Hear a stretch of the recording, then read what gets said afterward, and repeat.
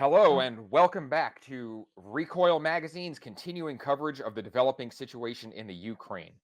This podcast is brought to you by FN, the makers of the 509 pistol, the SCAR Heavy, and a whole bunch of other light and heavy weapons that you might know about, might not know about. If you don't know, make sure you check them out. I'm here today with retired Brigadier General Vince Buggs. If for those of you who tuned into our live stream previously, you may remember him. For those who did not tune in previously, I'm going to have General Buggs go over his resume for you real quick. So take it away, General.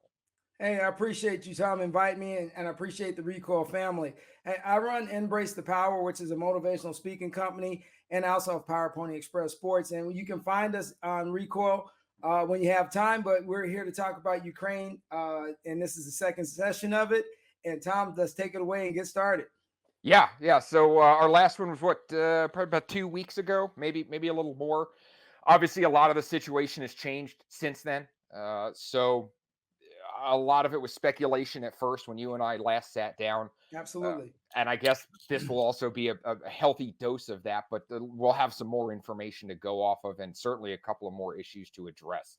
So one of the first ones that I'd like to touch on is foreign fighters. Okay. So there's obviously been a big call, particularly over the last week to 10 days. The Ukrainian government announced that they were standing up what they are calling the International Legion, which is a formalized place within their military for volunteers from outside of Ukraine to travel in and to quite literally pick up arms and fight against the Russians.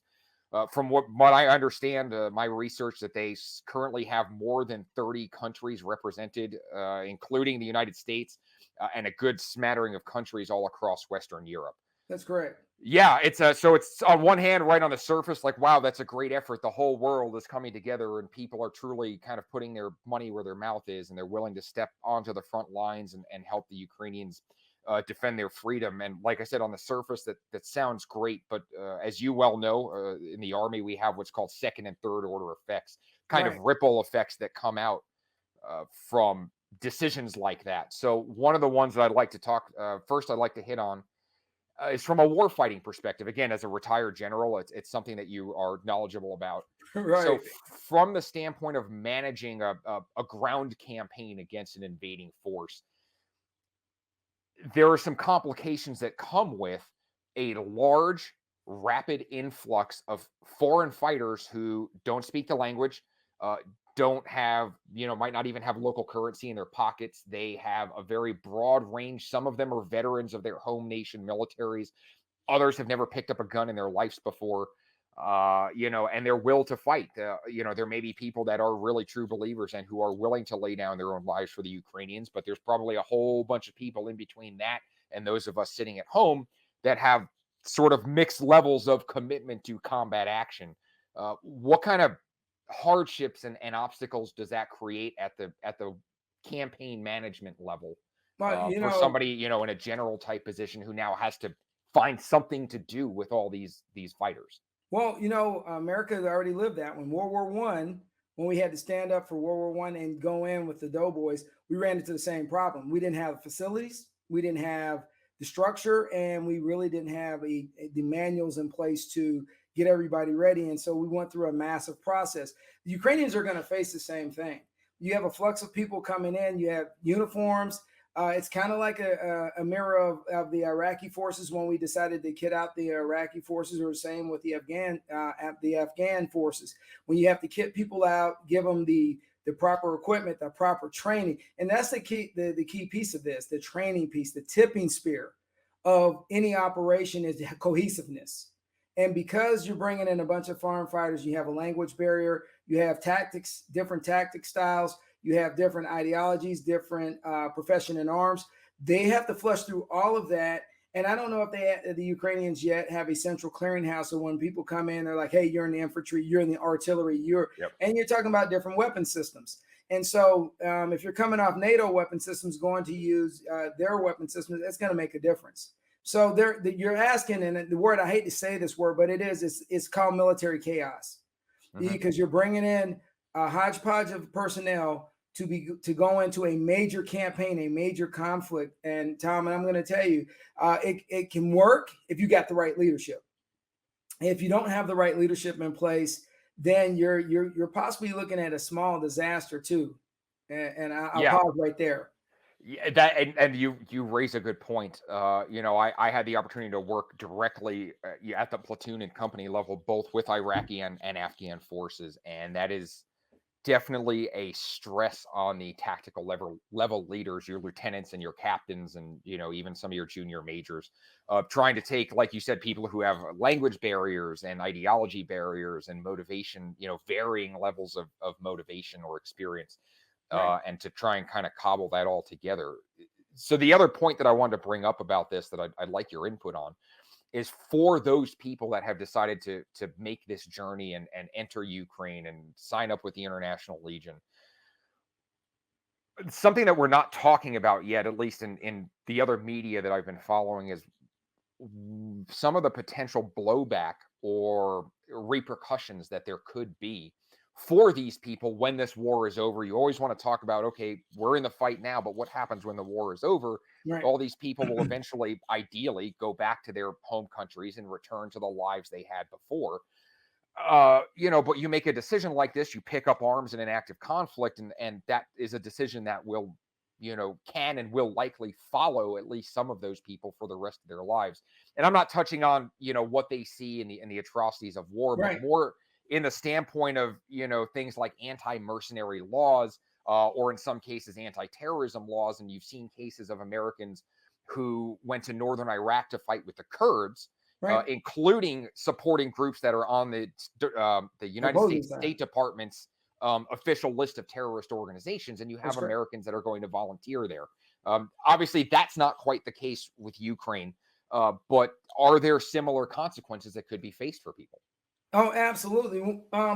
The international community hasn't established their status. So that is the critical part of when foreign fighters come in. What is their status? And do they fall up under the Geneva Convention? Do they fall up under what rules of war do they fall up under? What laws of war do they fall up under? And those are going to be the complexities that the Ukrainians are going to have to deal with. And as this campaign goes on, the question is if someone gets hurt, someone gets injured. Casualties if someone loses their life. What is going to be the process to get those foreign fighters out of those countries? One critical thing is to think about if they get injured, who's on the hook for them the rest of their lives if they're injured in combat. We're really going back to the 14th century, honestly, and we are going back to when kings and lords would say, "I need an army to stand up," and they would pull from different areas of the country, different factions to go in and fight a campaign. Pretty much, that's what has happened right now in Ukraine. Is that we have fluxes of people coming from all these different countries, and the question is, what is their status? And Tom, nobody in the news has answered that. No one has answered that from the State Department on the news briefs. I hear they're going in, but what is their status? And then the question is if they're captured or and what rights do they have in the laws of war? Yeah, that's another big one, right? And so this is kind of an issue that's in a sense near and dear to my heart, but it's one that in this case is causing me a fair amount of heartburn. I spent 4 years as a U.S. government contractor in Afghanistan, and I used to hear from people all the time that I would talk to, like, "Oh, you're a mercenary." Well, no, and in my case, because of what I was doing and who I was working for, there were some very distinct legal precedents that I had to fall back on to be able to say, no, that's actually not accurate at That's all. correct. And two of the ones that I kind of used to default to with people who would really kind of want to come at me with that. One was that I was not ever conducting offensive military operations. Everything that I was doing was sort of in the protective services realm. So, bodyguard type duty, right?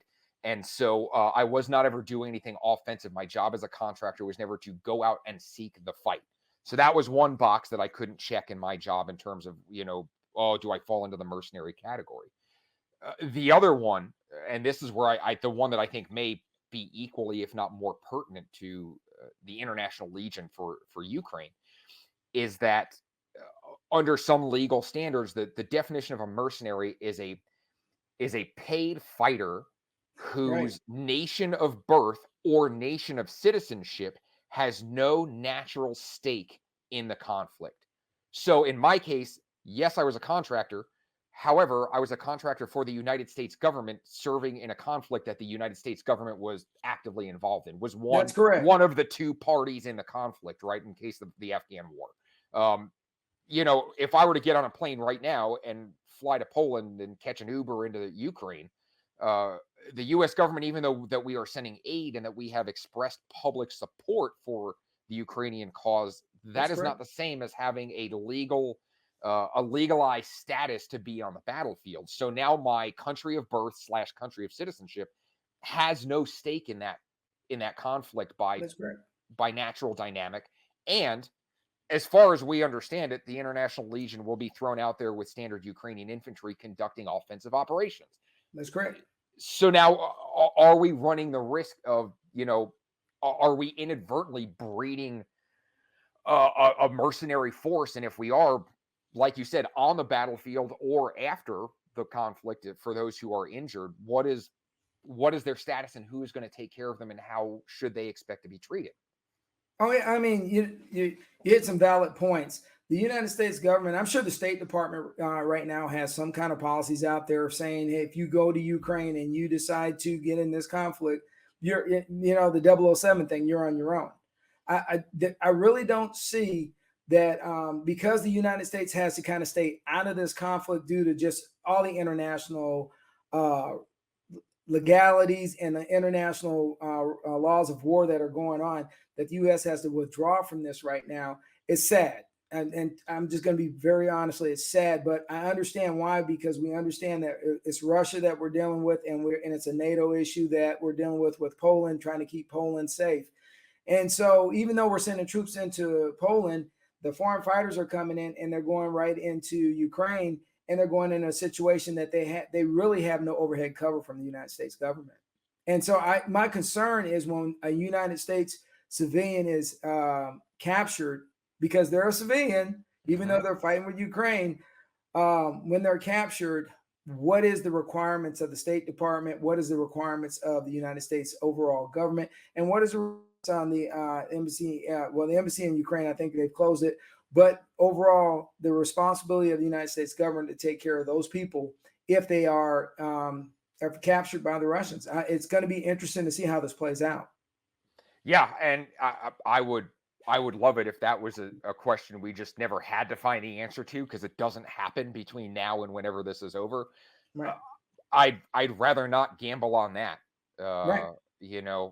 So I don't know if hopefully somebody somewhere in a back room in DC has drawn up some contingencies for this if they don't have them already. But again, it's going to be a tough situation whenever it does come to a head, which unfortunately I think we're going to see it. I think if the longer the conflict goes on, absolutely, the more likely something like that becomes. It's going to become an international incident, and like you said, the question is, well, what then? Right, and then the Russians are definitely have a vote. Yeah, absolutely. And so right now, from an international standpoint, I don't know what that vote's going to be. As foreign fighters going, it looks beautiful right now on the surface that people are going in supporting Ukraine and getting into the fight. I mean, it looks it from the surface part at the beginning of this. I mean, my heart goes out because it's like the world pulling together to try to free a country, like kind of like we did for Kuwait. Yeah. However, this is not Iraq. This is not Saddam Hussein. This is Russia. And so it has a different flavor, and it has a different, and the stakes are a lot higher. They had a much stronger position on the world stage than any of those that Kuwait or Iraq or Afghanistan pre-conflict. Right. And they will continue to have a strong place on the world stage to the point where, like you said, they will get a legitimate vote in terms of determining how foreign fighters get treated. Oh, absolutely. Absolutely. So speaking of Russia, let me transition out of that. Between you and me, I think we could kind of chew on that one all day. But I'd like to touch on something that is not being addressed, I don't think, by a lot of folks, and that is the effect of all this on the Russian civilian populace. We have seen a pleasantly surprising, I think, number of reports and stories come up about Russian civilians gathering in the streets and being outside Russian government buildings, protesting the war, Russian state news broadcasts getting interrupted with people, espousing anti-war, Right. or espousing, that, hey, we don't really support this war. This is Putin's war. This is not Russian's war, or it's not Russia's war, excuse me, is some of the messaging that we're seeing.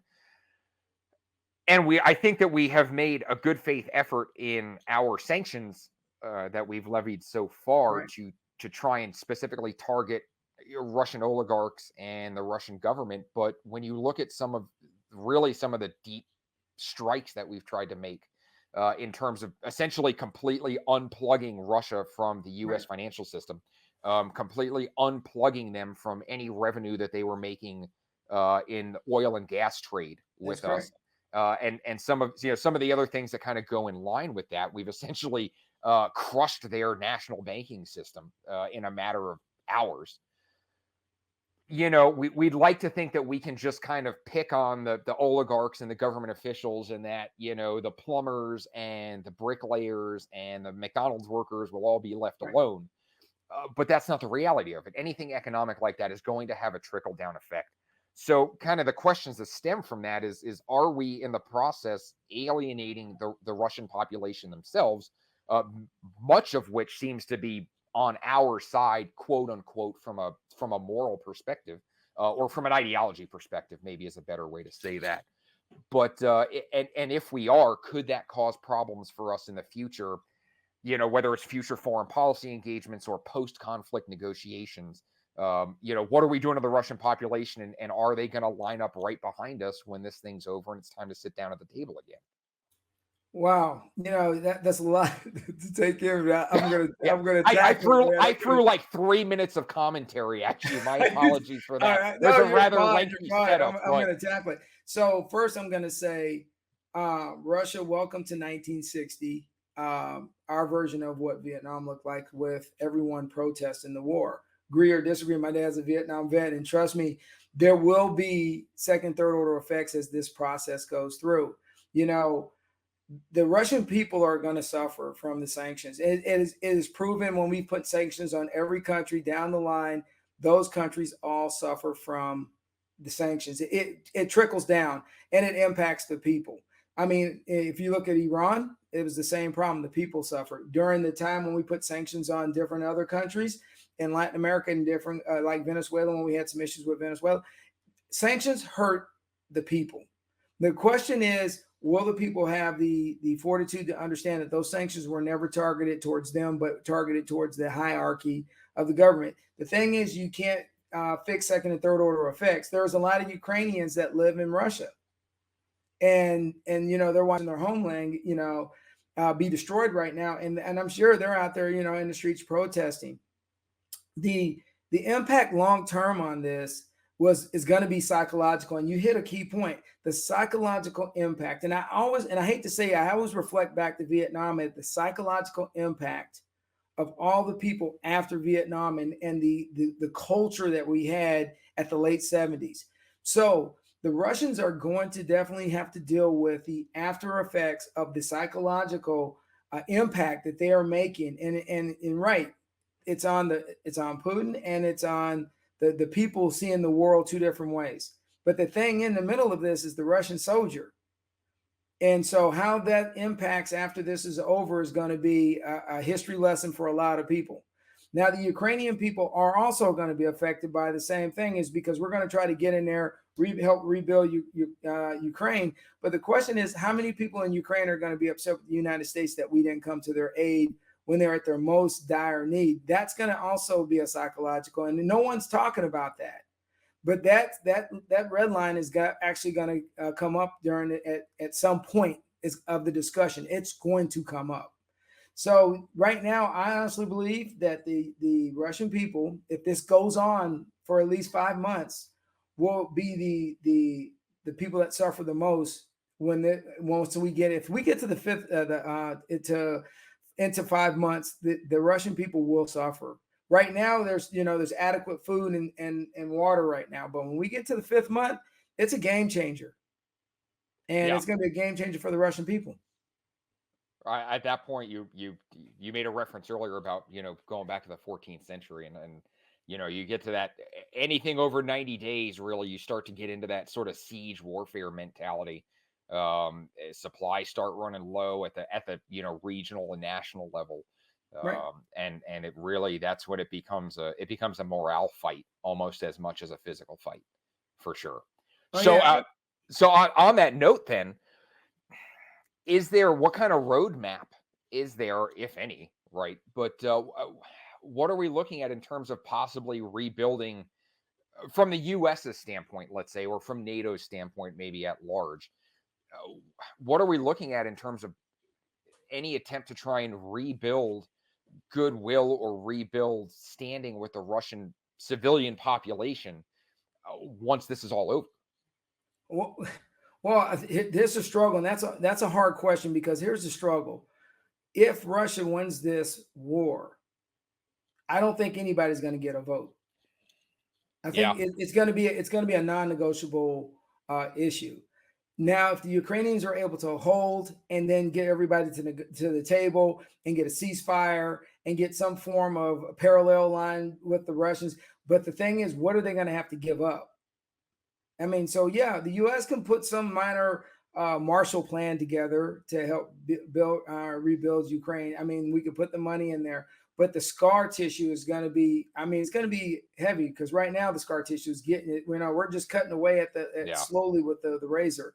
The Russian people are going to be in the same boat once the soldiers return, and once they get the country back. So the question is, what does the Russian economy, what does the Russian society look like post Ukraine? That's going to be a very interesting subject, and that's one I couldn't even really tackle because there's too many elements out there right now that no one knows. There's just too many different tipping points that we just don't know. I mean, so the thing is if they have a lot of loss of life on the Russian military side, how does that impact society? If they get in and they get out right away, then how does that impact society? The longer they stay, I believe the worse it gets. And that's just my opinion. I think the longer Russia stays in Ukraine, the worse it's going to get down the line for the Russian society. Yeah, I tend to agree with that. Personally, I think that just like with any conflict, the more time you spend in it, the bigger that tab gets in terms of life and loss of life and Right. economy and GDP and productivity and quality of life for not just the soldiers themselves, but for civilians on both sides. And again, the longer this goes on, the more there's going to be to untangle. So Right. and again on that note, I'm going to kind of stay in the same vein as sanctions, but I want to look at it from another Okay. angle. So again, second and third order effects seems to be kind of a running theme of our conversation here. And Right. one of those is that, again, like I said, we have essentially unplugged Russia from the US's entire financial system and from Right. our economy. Well, one of the kind of fallout effects from that is, there was a report that came out, I believe it was either late last week or early this week, saying That's that Russia had moved their entire credit and lending system to a Chinese financial infrastructure. right. And I believe I sent you last night. I sent Right. you Saudi Arabia. Saudi Arabia is considering trading or selling oil under the yuan, Right. whereas it has been exclusively in U.S. dollars up to this point. But there's a reason because we've kind of weaned off of the of Middle Eastern oil. So I think Yeah. that's kind of a slap back in our face if that report is true.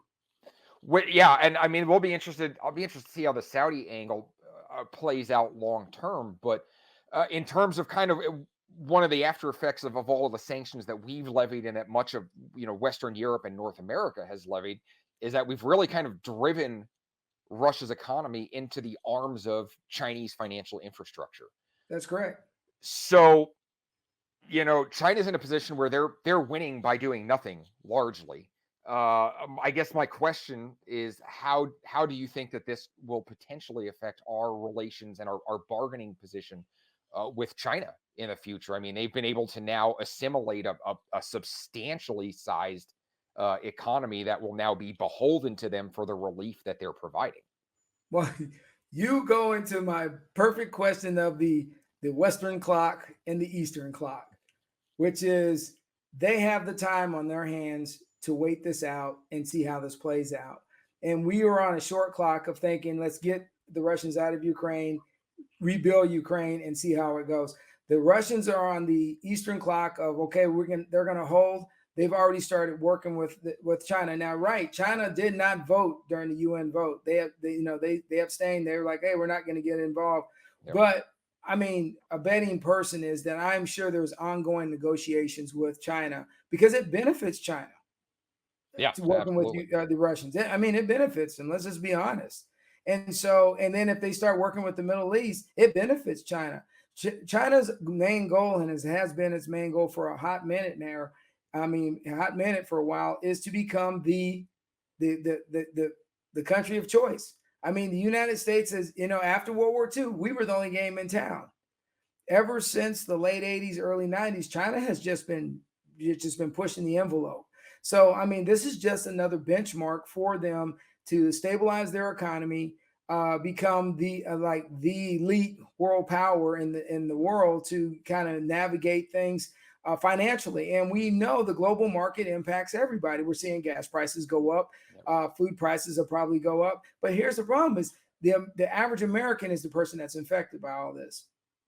So when we're all done and said, it is the person that makes $50,000 in our country that gets up every day and it grinds it out will have the most at $6 a tank, $4 a tank. That's hurting those individuals right now in our country. But it's not just our country. Right now in Germany, the gas prices are up. The gas prices are up globally. But here's the thing: is it goes back to GDP. The earning capital of nations. A lot of people are going to suffer from this if this doesn't come to some kind of resolution. So as far as I'm concerned right now, China is actually working off the Eastern clock of, I have time and we're going to work through the process. Yeah. You remind me of a saying that I learned when I was in Afghanistan, and the Afghans used to say it to us all the time, which was, you have the watches, but we have the time, and right. It reflects to that longer view of time and of history. We say it all the time, but nobody really, I think we say it so often it gets lost that America is such a young country that right. 200 years and change is nothing compared to the legacies of some Western and Eastern European countries. And we just have a short attention span. We have our clock resets very quickly. And we're on the geopolitical level, we are now seeing, I guess we're about to see what's going to happen in terms of those two worldviews of time. Oh, absolutely. And, and it's funny, it's like we've gone back. I mean, seriously, in a lot of ways, we've gone backwards in the perspectives and the way we're doing business. And we are really working off of an Eastern perspective of how the world works. And a lot of our leadership and even guys at the senior leader of the military are going to have to do some self-reflecting on how do we approach this going into the 21st century. Yeah, and I think we as a specific to military leaders, I think that we've gotten very, I hate to use the word spoiled, but we've gotten very accustomed to a very certain type of war, with everything being hit and run tactics and raids and air mobile type stuff, and it's all networked warfare. It's all very, very fast, right? And especially at the SOCOM and JSOC levels, it's they're hitting multiple targets a night, and it's just one to the next to the next to the next. Right. This is a strategic issue. This is not a tactical issue, and again, especially up against that Eastern sense of time, we'll see what happens. Absolutely. You did bring up oil and gas prices, which is, of course, the probably maybe the hot button topic for U.S. Citizens right now. So we're going to spend a good chunk of time on that. I want to start from Russia's perspective, though. So with Russia no longer selling oil or natural gas to the U.S., where does that business go? Yeah, it's a good question, because it's supposed to be going to Europe, right? It's supposed to be going to Germany on the pipeline, and it's supposed to be going throughout Europe. And if the Europeans aren't taking it, Russia's sitting on it. There's a good chance they'll turn around and start selling it to other countries. They'll sell it to maybe to the Middle East. They'll probably sell it to some areas in China. It's going to be interesting to see what the Russians do at this point. I mean, they're fighting the war. Their economy's been shut off, and they have to navigate it. I can't believe they didn't. Hold on, excuse me, not to slow down. I can't believe they did not see this coming or have an idea that this possibly could happen. But they also probably believed that they were going to go into Ukraine really fast and be done. It's funny you should say that. I know when we did this, we sat down a couple weeks ago about this. We both kind of had that sense of like, oh, like we should sit down and talk about this now because by the end of the weekend we might not have a chance anymore. And I think everybody kind of maybe thought that there was a good chance that this was going to be another 100-hour war, as it Right. were, and that obviously has proven to kind of be the opposite of the case here. So yeah, I mean that'll be interesting. So in terms of where does that business go, in terms of oil and natural gas? Oh, Here's my question. honestly, it has to go to China. I mean, it's got to go a different direction. And the relationship that Russia's building with China, I mean, that's the prelude to say, hey, this is what we're going to do. Yeah. Well, and so that brings me to my next point, which is, does this put China in a position to, as a part of their financial relief package, as a part of opening up their infrastructure and their credit system to the Russian economy, is there a possibility this looks like something akin to the mineral concessions that we saw in Africa during some of the Bush wars in the 70s, 80s, and even some of the early 90s, where you actually, ironically, from our earlier in this conversation, you had private military corporations that were going in and as part of, hey, we will suppress this rebellion for you, or we will suppress this coup if you give us access and concessions to whether it was diamond mines or industrial Right. raw materials or whatever. Is there a possibility China spins this into, hey, like, thanks for signing on to our credit bureau and our lending system, like, we'd like a percentage of your oil and natural gas reserves as part of that. Right. Oh, most likely, because I mean, right now, here's the one thing that's pretty huge right now. China's already expanded. They've already built man-made islands. They've already went into Africa, and Addis, Ethiopia, I was there. They pretty much sent a huge population of Chinese there to rebuild the rail system and buildings in Addis, Ethiopia. You're looking at China's already expanded, and so Russia is either got to get into some kind of economic relationship with someone to keep their economy going. Now, I realize the United States has threatened China with sanctions or different trade things if they support Russia. Let's be honest. Have the Chinese ever really worried about us putting sanctions on anybody? No, they're going to go through the process, and they're going to do exactly what they're going to do is manipulate the system, take advantage of the system. And if they have to help Russia out to get those natural resources from Russia, they will. And the Russians may have to go quick pro quo. They may have to give the Chinese something. We don't know what access is being discussed, because you remember the key things in the military are basing, access, and overflight. Mm-hmm. Those three things matter when you're talking post-war and pre-war. So what deal does China come out with after this conflict's over? And trust me, they see some gains in this situation right now with Russia. Well, like you referenced before, that they abstained from their vote. Yeah. They're in a position where they're winning by doing nothing, and that I think that's a strategy for Absolutely. them. I think this is not the first time that they've been able to be in a position to pit one side against the other, and they kind of will come out on top no matter who wins or loses the kinetic fight. That's correct, and that's the key thing is I think we get so wrapped around the kinetic piece that we lose sight of the soft power that impacts everybody's lives. Because at the end of the day, the soft power, economic sanctions, impact the global market. Yeah, absolutely. Which rolls right into the next question or the next topic. So again, we're staying with oil and gas. All right. Big hot button issue domestically is prices at the pump. All right. I know gas is up all over the place. Yesterday, we were talking to some folks from California who are already looking at, creeping up towards $7 a gallon in some cases, if not over, for, higher grade fuels. How severe, how long term do we think gas and food price increases are going to be?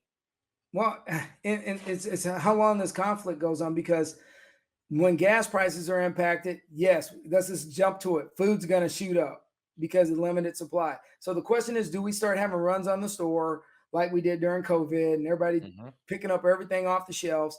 And as long as gas prices are going up, are we going to go back to a COVID kind of style where people start working from home?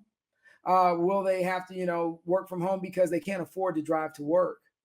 And so the people in America that really get impacted by this are, and once again, it's the servicer, people that work in service, because they have to be at work and they have to go to work to get service because they work off tips, or the restaurant industry, small businesses. So the longer this goes on, and at the higher gas prices go, we are literally going to go into an economic issue for a lot of families, the majority of the country, because majority of the country does, only about 20%, maybe 30% of the country make over 150,000, 200,000, or up into that range. Everybody moderately, if you look at the national income, most people make between 50, 60,000, maybe 70,000. But when you talk about raising gas prices in California to $7 a gallon, and they still have the California gas tax on top of their normal tax. Yeah, Go ahead. I just again, ripple effects out from this, right? You mentioned service workers, which is a man, talk about being in a tough spot, because not only do you have to get to work to get paid and make your tips, but going out to eat is one of the first things I think that people start kind of rethinking and cutting back on when Right. times get tough, right? But if you look at grand scale at the infrastructure level, if you look at long haul truck drivers, right? Right. Not only are gas prices up, but they might have less to haul. We might get in a situation where there's runs on certain goods and there's just fewer truckloads out there. Everybody down to, and from the logistics standpoint, that goes from your long haul truckers down to your Amazon and UPS van drivers. But you're also looking at gig economy folks like your, DoorDash and Uber and Lyft and, all these people who their business is truly just driving around all day. Oh yeah. Well, I mean, here in Florida, we were on spring break, and I'm gonna give a great example. It didn't slow anybody down with the gas prices sky high right now to go on spring break. And the question you ask yourself, was it a smart decision? So with the gas prices being as high as, it's going to impact travel. Once the travel and the industry for vacations is impacted, airlines are impacted. We're back to square one again of people having to manage their lives due to the fact gas prices are high. Yeah. So there's been some talk over the last week or two about, what can we do to offset that. I think one of the more surprising pieces of information that's come out of that is the U.S. government openly admitting that talks with, the idea, or rather, excuse me, not talks, but the idea of going back to trading oil with Iran and or Venezuela, are Right. both now on the table as options that we're considering. And talk about, particularly in Iran's case, talk about a break from every piece of foreign policy that we've issued, at that corner of the Right. world for the last 2 decades. Uh, okay, let's say we turn that corner and, we're up to 8, 9, $10 a gallon. Everybody says, I don't care where we get the oil from. We just need it because I can't drive to work. We can't deliver packages. We can't ship freight, Right. and so we just get to a point where it becomes so critical that, okay, let's say we go to Iran. Uh, Man, how does that bite us in the butt, 5 years from now? Oh yeah, I mean, but it goes back to the question: the Gulf, down in Louisiana, the Gulf Coast goes back to California and Texas. Do we have the oil refineries? So right now, because of the global market, we're all codependent on other people. So now you're having to go back and possibly ask Venezuela or Iran for support when you normally wouldn't have had to ask for that if you had your oil refineries going. We have the Alaskan pipeline. Maybe Yep. Keystone wasn't such a bad idea. Maybe it's time we may have to go back and rethink the Keystone pipeline. There are so many things because Canada has enough fuel that we can get fuel from Canada. So the question I guess we probably have to ask ourselves as a nation really hard is, open the oil reserves, drop the gas prices down, hold the higher oil companies kind of accountable for just jacking prices up, or are they really needing to jack the prices up, or is it an opportunity that is showing itself? And that's something for the the big government to figure out. But there's a lot of things that we could do. Do we only have to have people go to work twice a week or 3 times a week to cut back on being in the office? There's so many things we could do to protect ourselves other than having to go ask Venezuela or Iran for fuel. When you stand back and think about it, it'll make you cringe thinking that we're going down this road again, and it's a possibility. You know what I mean? Yeah, and I think that there's a fair amount of people out there. I've seen a healthy amount of chatter that, folks are worried about another, 1970s era oil crisis. 1976, Jimmy Yeah, Carter. Yeah, absolutely. lines at the pump. People, I actually last night saw a report on like my neighborhood Facebook group. Like the Right. community subdivision Facebook group.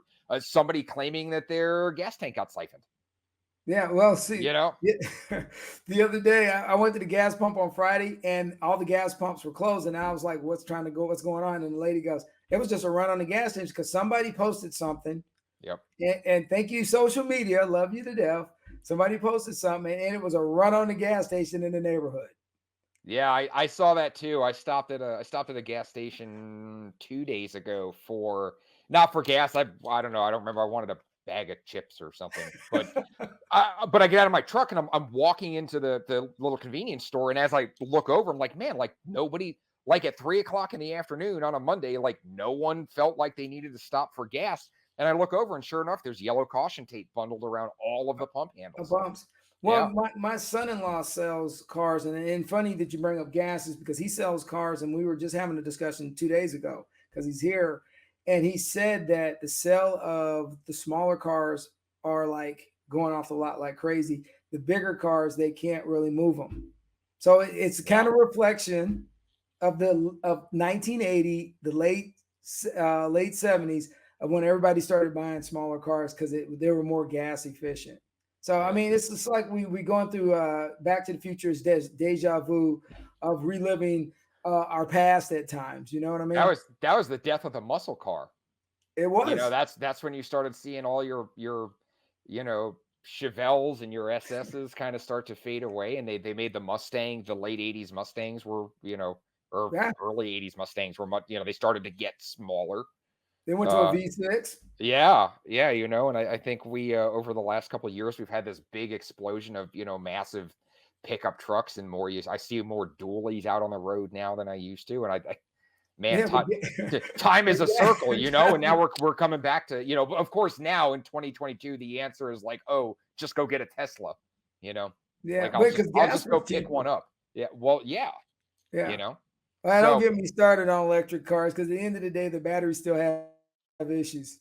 yeah, well, You know. that may be the next episode right there that we can. Yeah, absolutely. Let's keep going. Yeah, no, for sure. So actually, you made a comment earlier. I kind of already have my list of things I wanted to touch on, and you hit this kind of in the beginning, which was saying that eventually, when the dust settles on all this, there's going to be ramifications for us, whether it's us as America or it's the West, quote unquote, or Right. it's NATO member states specifically. Um, but there's going to be some ramifications for not committing fully to coming to Ukraine's aid. Right. And what we've done so far is great. We've tried our best to cripple the Russians, war fighting and campaign management capabilities at the Right. economic level. We've tried to kind of degrade some of their infrastructure, and then on the Ukraine side, I mean, man, when Switzerland breaks its policy of neutrality to ship weapons, if that isn't, unity for the cause, I don't know what is. And no, you're absolutely right. That's unheard Having of. yeah, right. But having said that, this was a state that wanted NATO membership, and it was always kind of a, hey, like, we'll call you back about that next week, and we just kind of kicked the can down the road on that discussion a little bit. And they never got their NATO state membership, and the president of Ukraine came out again, I want to say earlier this week, and made a statement to the effect of, we're kind of that they were no longer interested in NATO membership at all, that they would instead seek to form more local regional alliances of their own. Uh, So I guess the question becomes then, what does that look like for other countries who are either recent signers for NATO or who in the past have considered signing on to NATO? Um, what does that look like? What does our reaction as a treaty organization look like for people who either joined up right before this, relatively speaking, or who maybe were also sort of on the waiting list to want to have that discussion? But I'm going to touch on 2 points on that, what you just said. One, I'm concerned on the psychological side is because we saw a few different Iraq during the Gulf War. I mean, the Iraq campaign, the Afghan campaign. We saw a couple people attack America here as terrorists because of Chechnya. America not getting involved in Chechnya when they needed help, and they came here as refugees, and ended up. I think it was the two brothers ended up in Boston having the issue. I think they were Chechen, but I have to go back. Don't quote me. That's the one thing that we're going to have to pay attention to. I'm just dead serious on this. And then the next thing is they're probably going to have to look to the other countries within the Balkan area and the countries that were in the what we used to call the Iron Curtain, because at this point, if Ukraine is not going to be asking for NATO membership, they are definitely going to remember this situation, and that no one. I mean, they got aid. Aid's fine, but their attitude is their loss of life will impact them.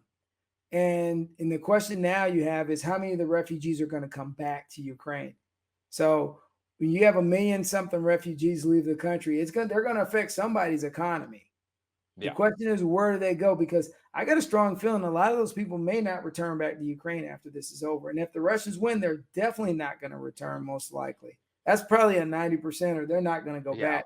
And then most of them, if they get stateside or they get to the UK, most likely they're not going to go back. I mean, because what are you going back to? Yeah.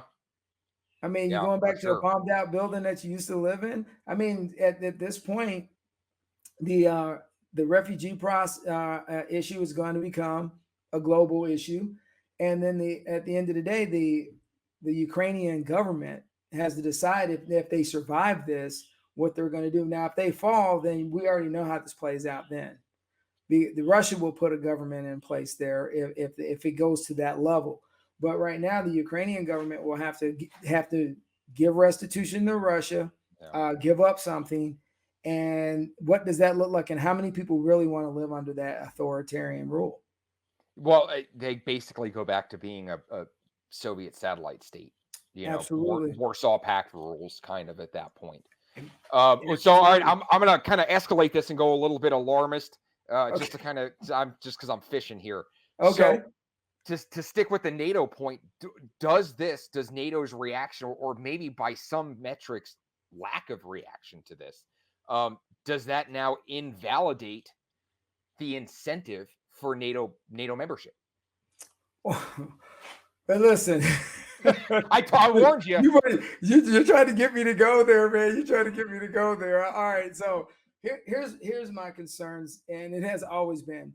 The Bosnian War was in the backyard of the EU, and they stood on the sideline for 3 years and did nothing. Now, here we go. We got another issue in the backyard of the EU. They do nothing. Yeah, they give aid, they give support, but that's about all everyone does. The question is now, is NATO a valid organization? And it can be questioned. Honestly, it can be thrown on the table and questioned now, because a lot of people are going to bring that up. Or why are we paying so much money of taxpayers' dollars into the NATO to keep a NATO established, to keep Europe safe from Russia or any invaders? But so that question is going to come up. Yeah. Because now that NATO, they're going to say, well, Poland, and the default answer will be, well, Poland was never impacted by it, so we were okay. So yeah, I suspect that's going to be the PR campaign. Yeah, is that, oh, well, Poland's NATO, and Russia knew better than to push that far because they have NATO membership and Ukraine didn't. Right. Yeah, and I think there's two sides to that. Right, absolutely. And history and the one that wins the war is going to be able to tell the story. And the sad thing about it is Ukraine was put in a tough place. And I'm going to say this: the Ukrainians were fighting with me when I was in Iraq. They were on one of my teams because I had the coalition forces. And to see what's happening there is disheartening, knowing that those guys came over to Iraq and helped us out for years, just hoping that they would have some forms of protection from the U.S. So trust me, it's in the back of their mind when Yeah, this is well, over. I think the fact that they are in the heat of the battle right now, as it were, and he took the time out of everything else that's going on right now to make a comment to the that could be implied to mean, hey, we're not really interested in doing that. We're going to focus on regional alliances. I agree with you. I think that kind of confirms that that's something at the national level that they are. It will not be lost on them for sure. No, no. I mean, I hate to, and I hate to use the analogy, but South Vietnam, man, um, they were a partner, and they were, they're at Grafenwood doing exercises. They're at, different bases doing exercises with U.S. forces as a partner, maybe not a part of NATO, but just as a partner. And so, yeah, we got sanctions. The turtles in the game, and we have weapons we're sending, and everybody's in support.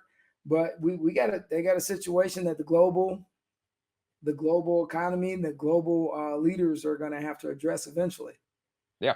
So let's talk about that. Let's talk about involvement. It's the last bullet point I've got.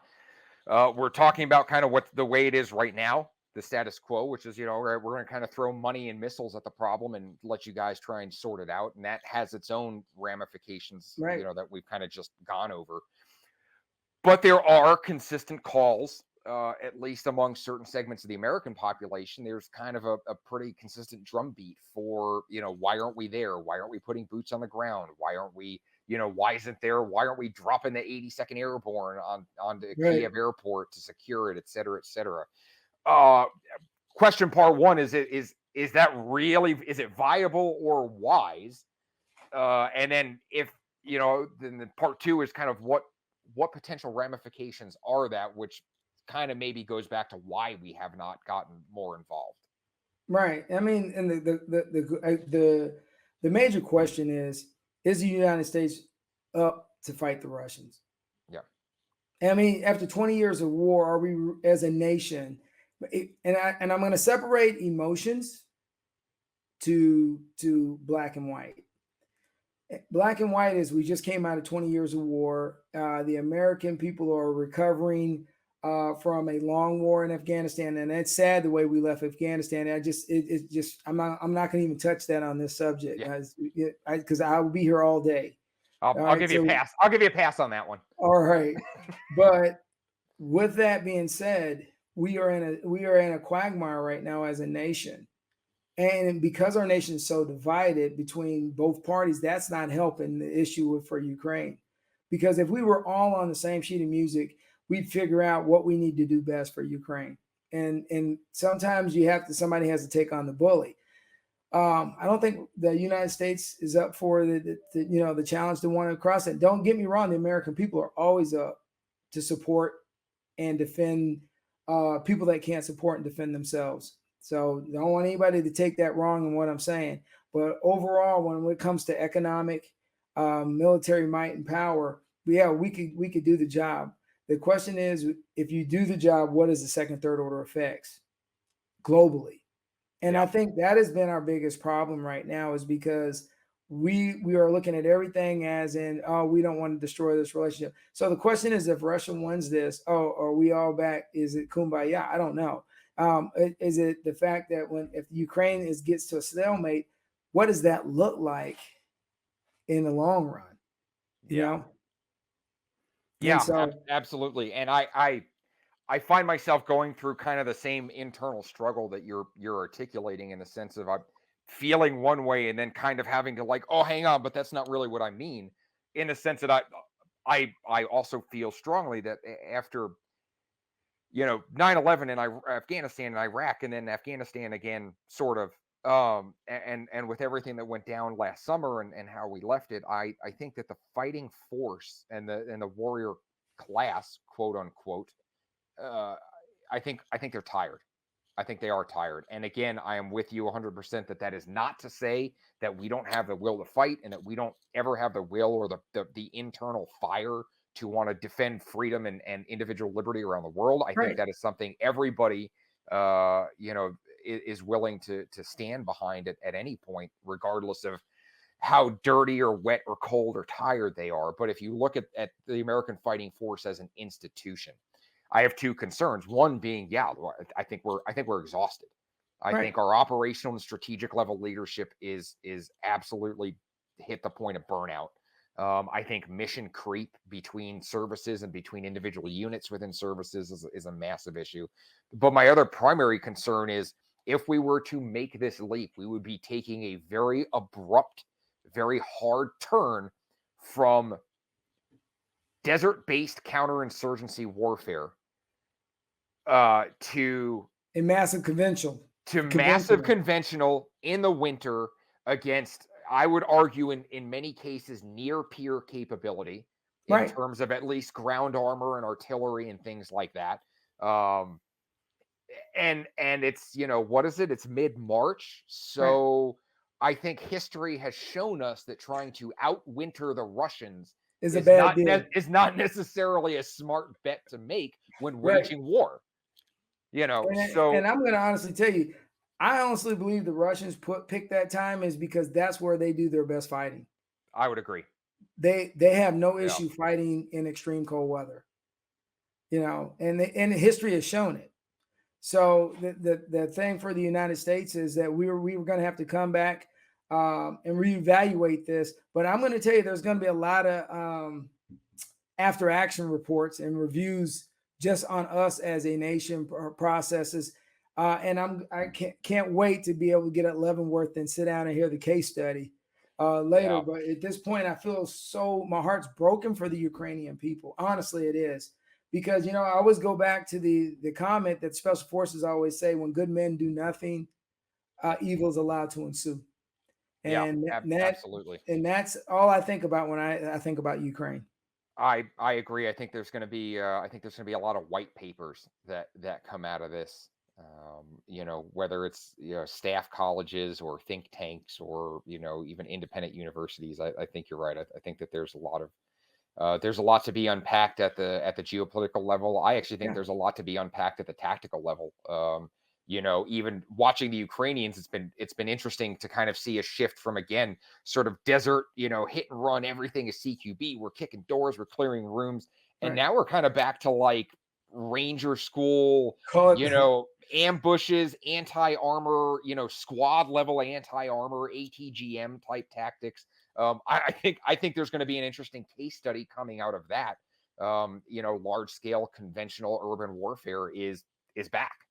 Yeah. And we I mean, haven't seen it for 70 years, but it's back.